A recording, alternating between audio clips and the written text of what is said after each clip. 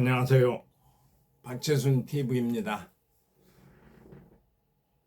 제가 이 유튜브를 하면서 가장 중요한 테마로 제가 강의할 수 있는, 제가 여러분과 함께 할 수 있는 테마로 크게 두 가지를 설정해 놓고 있습니다. 하나는 우리 한국 사회의 인구 문제와 저출산 고령화로 인한 그 인구 문제, 인구가 감소하는 문제와 그에 따른 그 노인들의 문제입니다. 노인들이 1,000만 명 노인 시대가 곧 돌아오는데 그 노인들이 어떻게 하면 그 이때까지 인생 산 경험을 가지고 사회에 기여를 하면서 또 행복을 누릴 수 있는가, 그런 점에 대해서 많이 생각하고 고민하고 책도 보고 자료도 보고 있습니다.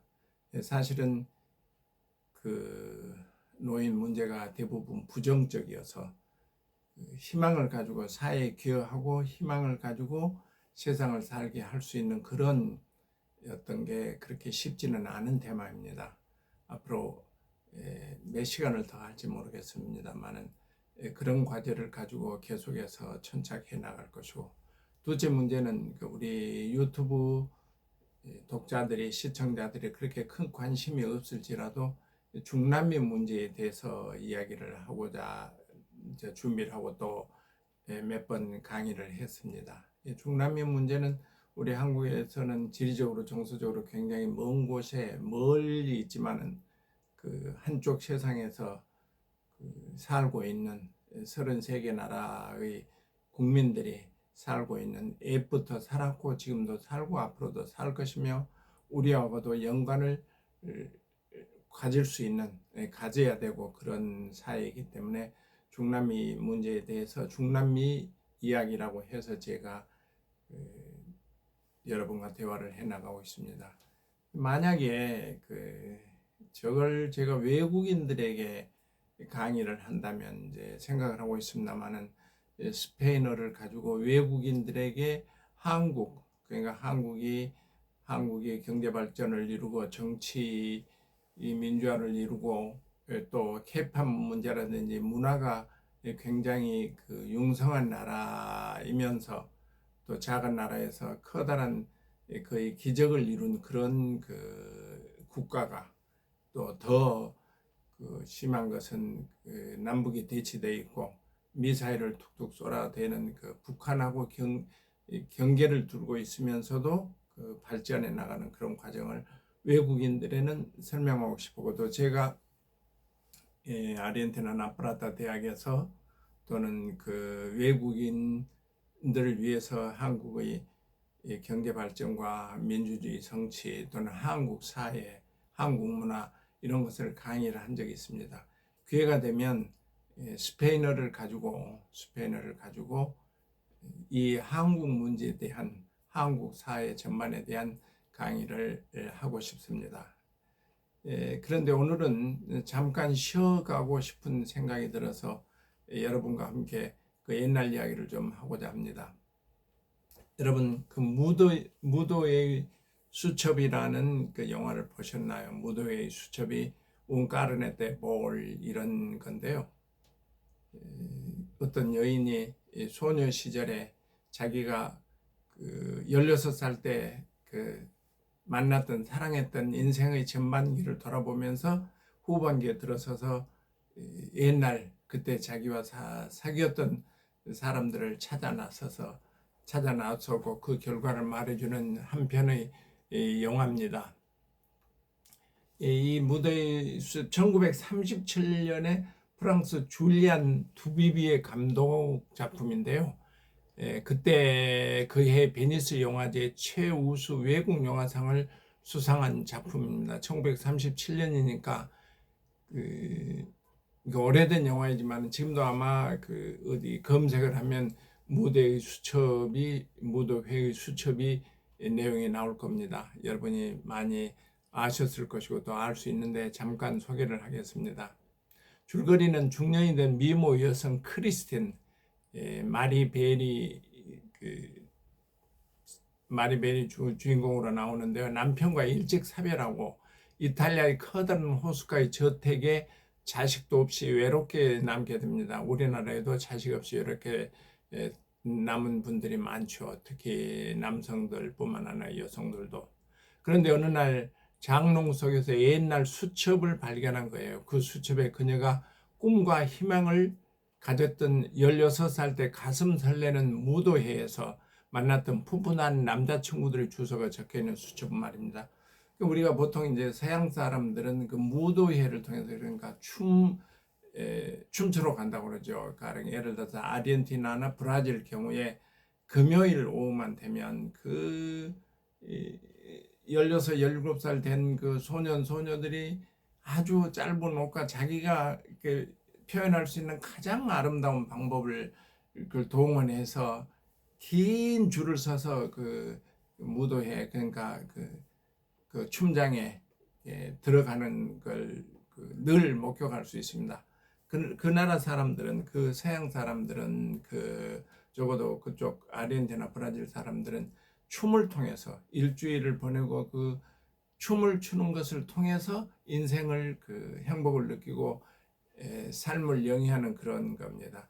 우리나라에서는 춤을 춘다 그러면 젊은 애들이 춤춘다 그러면 야 이거 무슨 그 불량 소녀가 아닌가. 또 나이 먹은 사람들이 춤을 춘다 그러면 이게 무슨 그 헛된 짓인가. 이렇게 해서 이상한 눈으로 보고 그런 경향이 있는데 그 나라 사람들은 향유하는 인생을 살아가는 문화를 향유하는 그 방법으로 자기를 표현하는 또는 사람을 만나는 그 표현으로 무도회를 춤장을 많이 갑니다. 여기 나온 크리스틴 마리벨도 그렇게 해서 젊었을 때 춤장에 갔던 그 수첩을 발견한 거죠. 얼마나 그러니까 고독하게 혼자 남아서 사는 그녀에게는 호기심도 있고 그때의 감정을 느껴보기 위해서 무도회의 수첩을 가지고 한 명씩 찾아 나가는 그런 그러니까 이 16살에서 20년 지났으면 36,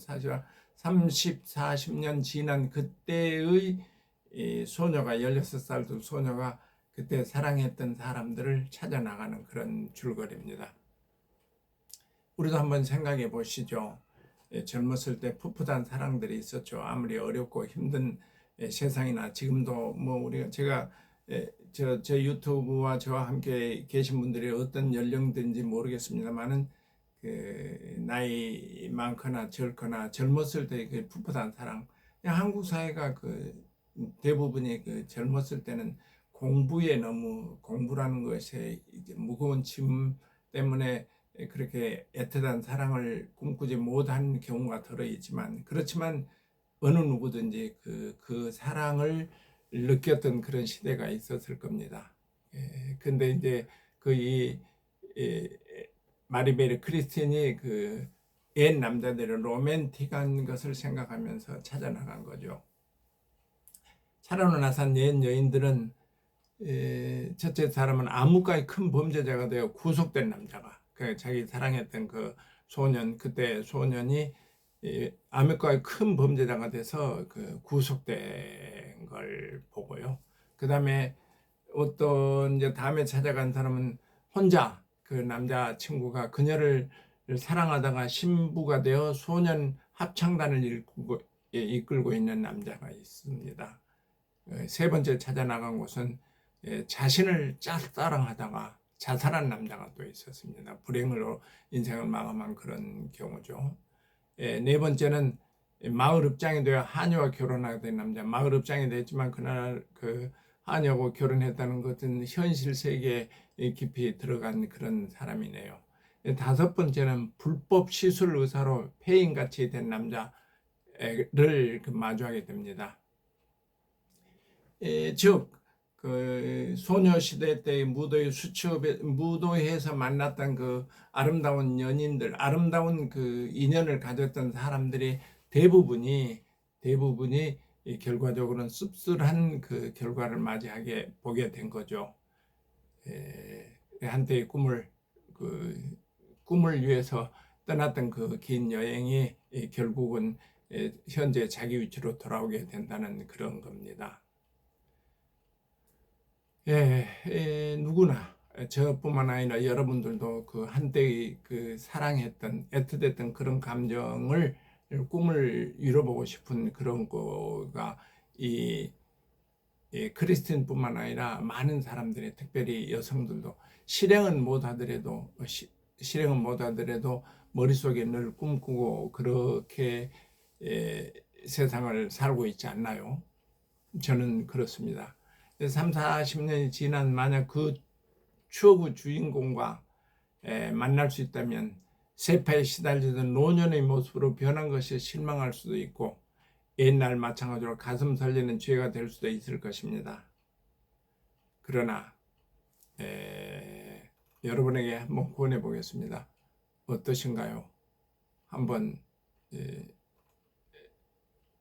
여성들이면 크리스틴처럼 한번 찾아보고, 요즘은 더더구나 이 친구처럼 찾아 나갈 필요도 없이 이렇게 저렇게 해서 이리저리 연주를 되면 많이 찾아볼 수가 있습니다. 찾아볼 수 있어요. 그때 그 인연이 어떻게 변했을까? 그 인연은 대부분 사람들 이야기가 쓸쓸한 결과를 맞이한다, 그런 이야기를 많이 하죠. 지금 현재 충실하고 지금 현재 그 사랑이 지금 현재 자기가 사는 삶이 가장 행복하다 하는 것으로 다시 돌아올 것을 그 예약하기 위해서라도 한번 찾아본 것도 좋을 것 같습니다. 인생이 결국 모두가 짧은 인생입니다. 요즘 저는 그 소년 시절을 되돌아볼 때 정말 옛날부터 지금까지 오랜 시간을 버텼다 하는 생각이 듭니다. 예를 들어서 오늘 아침에 그 가연산을 올라서 가연산 그 소나무 밑에 흩어져 있는 노란 솔잎을 볼 때 정말 그때 그 어렸을 때 10살, 15살 그 고등학교, 중고등학교 시절 때 그 가리나무라고 그래서 갈퀴를 가지고 그걸 모았던 거. 그렇게 많은 솔잎이 떨어져 있을 까닭이 없는 그때 우리 대부분이 산야가 황폐했잖아요. 그 나무 했던 그런 기억이 나고, 저는 이제 그 시골에서 서울에 올라와서 직장 생활을 하고 또 외국에 가서 정말 낯선 곳에 가서 낯선 문화와 낯선 언어를 가지고 생활했던 그런 기억. 그래서 인생 70이란 게 엄청나게 많은 그 시간이 흘러 지나가는 것 같습니다. 대부분이 다 그렇겠습니다만 한번 오늘 저 강의를 듣고 한번 들여다보면 좋을 것 같아서 돌아다보면 공자님은 이렇게 이야기를 했죠. 아침에 도를 깨닫는다면 저녁에 죽어도 유한이 없다. 조문도 석사가이라고 했던가요? 공자님 같은 경우 특별한 그 역사적으로 유명한 현인이고, 그런데 삶의 이치를 깨닫기가 도라는 것을 삶의 이치를 깨닫는 것이 어려웠기 때문에 아침에 도를 깨닫는다면 저녁에 죽어도 여한이 없다, 그렇게 말씀을 하셨다고 기록에 남죠. 공자는 기원전 200년 전 아닙니까? 그 기원 그러니까 2000년 전보다도 훨씬 더 오래된 그런 그 시대에도 이랬습니다. 근데 이제 모든 사람이 도를 깨치는 건 아니지만 삶의 지혜나 이런 것을 이야기한다면 되게 어려운 게 아닌가 하는 생각이 듭니다. 여러분 미국 작가 다니엘 호돈이 쓴 큰바위 얼굴이라는 소설이 있지 않습니까? 우리 어렸을 때 중학교 때인지 고등학교인지 모르지만 큰바위 얼굴은 나다니엘 호손이 쓴 큰바위 얼굴. 나다니엘 호손이 주홍글씨라는 그 작품도 쓴 분이죠. 그분 소설을 잠깐 소개를 하면 한 고을 산골짜기에 인자하고 지혜로운 사람 모습의 큰 바위가 있었는데 주인공이 언젠가는 그 마을에 큰 바위 얼굴이 큰 인물이 나타날 것으로 믿고 그 바위 모습의 위인이 나타나길 기다린다는 그 내용이죠. 그런 과정에 고을 출신 거상, 돈을 많이 벌어서 떵떵거리는 그 큰 상인, 높은 계급의 군인이 군인에 대해서 높은 계급을 가지고 나타난 사람, 또는 능력이 꽤 큰 정치가와 베스트셀러 작가 등이 나타납니다.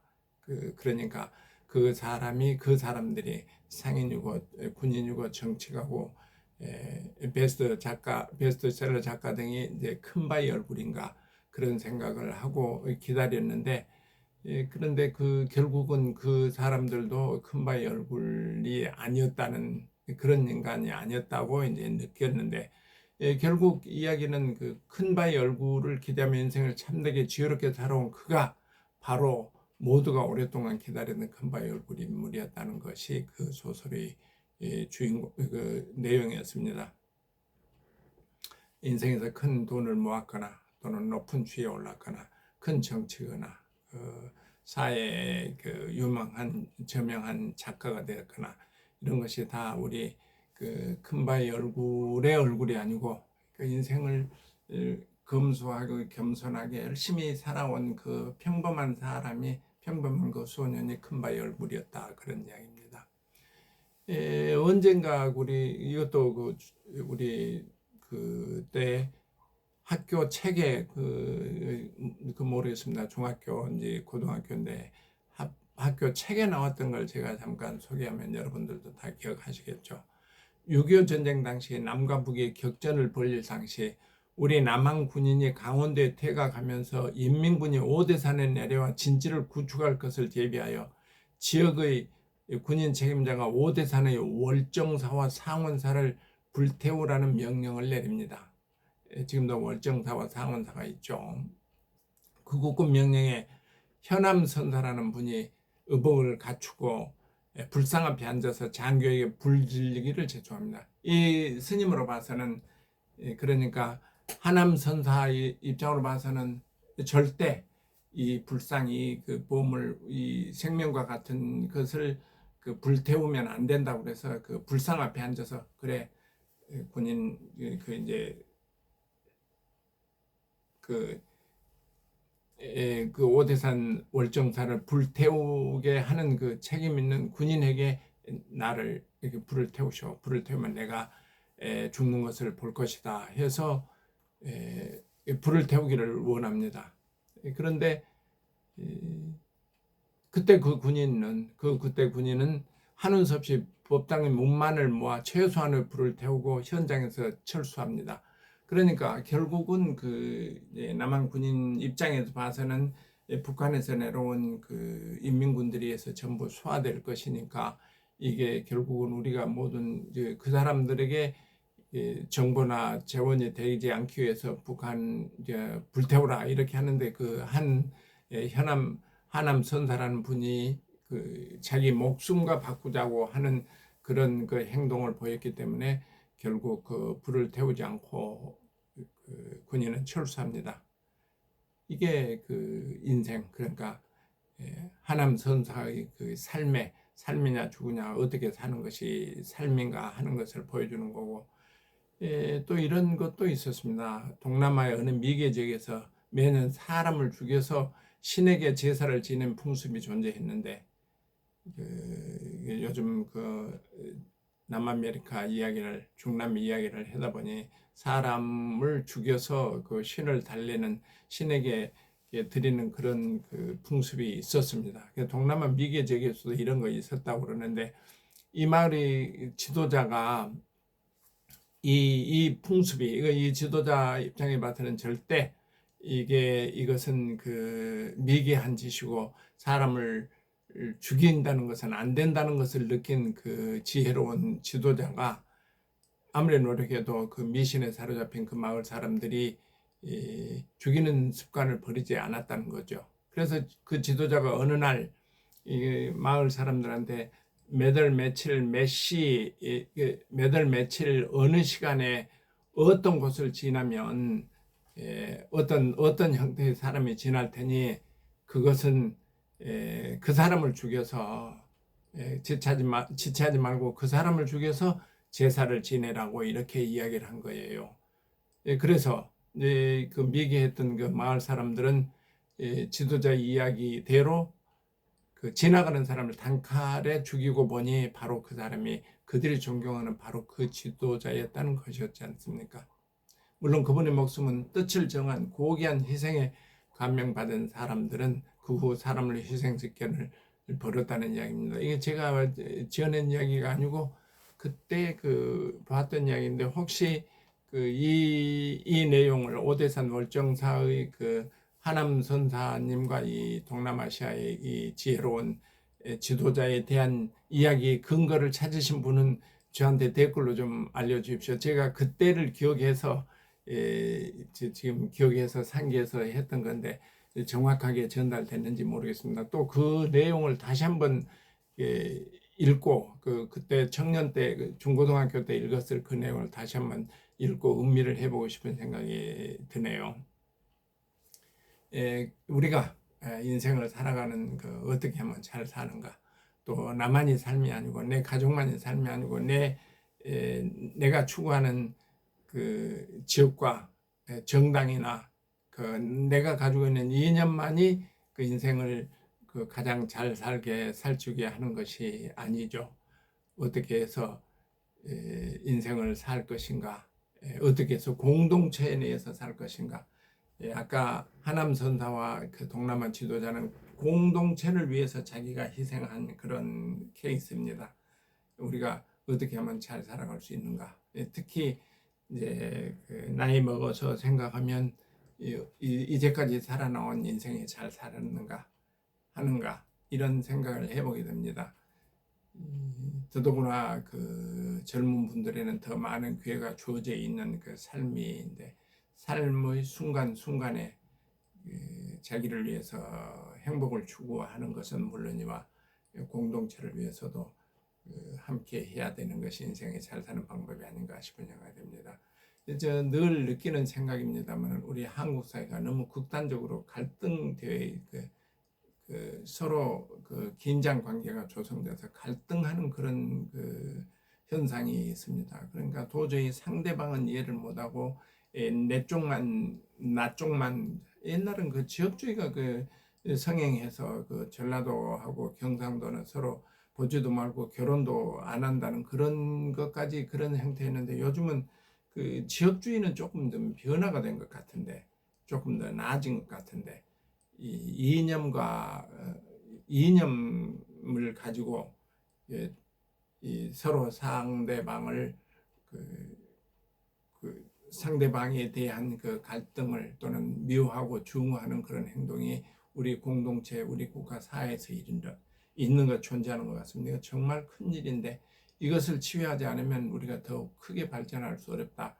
더더구나 우리나라는 지금 남북이 대치되어 있는 상태에서 우리 안에서 작은 이념을 가지고 이기주의적인 그런 생각을 가지고 갈등을 한다는 건 참 그 어리석은 일이 아닌가 하는 생각을 해보게 됩니다.